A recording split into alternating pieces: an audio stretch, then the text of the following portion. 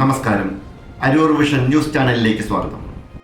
അരൂർ തുറവൂർ ഉയരപാത നിർമ്മാണം മൂലം ജനങ്ങൾ അനുഭവിക്കുന്ന ബുദ്ധിമുട്ടുകൾക്ക് പരിഹാരം കാണണമെന്നാവശ്യപ്പെട്ട് അരൂർ തുറവൂർ ജനകീയ സമിതി ഉയരപാത നിർമ്മാണ പ്രവർത്തനങ്ങൾ ഇന്നലെ തടസ്സപ്പെടുത്തി.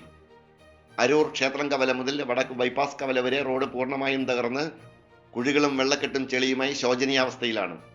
നിരവധി അപകടങ്ങൾക്ക് ഇവിടം സാക്ഷ്യം വഹിച്ചു.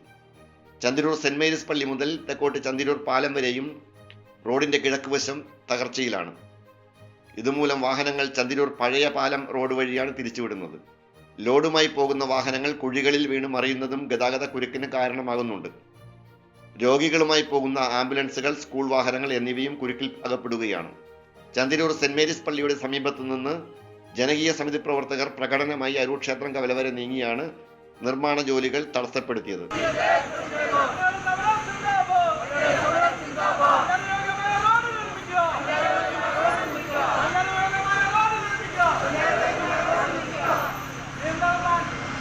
കമ്പനി അധികൃതർ 10 ദിവസത്തിനുള്ളിൽ യാത്രാ ദുരിതങ്ങൾക്ക് പരിഹാരം കാണാമെന്ന് ഉറപ്പ് നൽകിയതിന്റെ അടിസ്ഥാനത്തിൽ സമരം താൽക്കാലികമായി അവസാനിപ്പിച്ചു.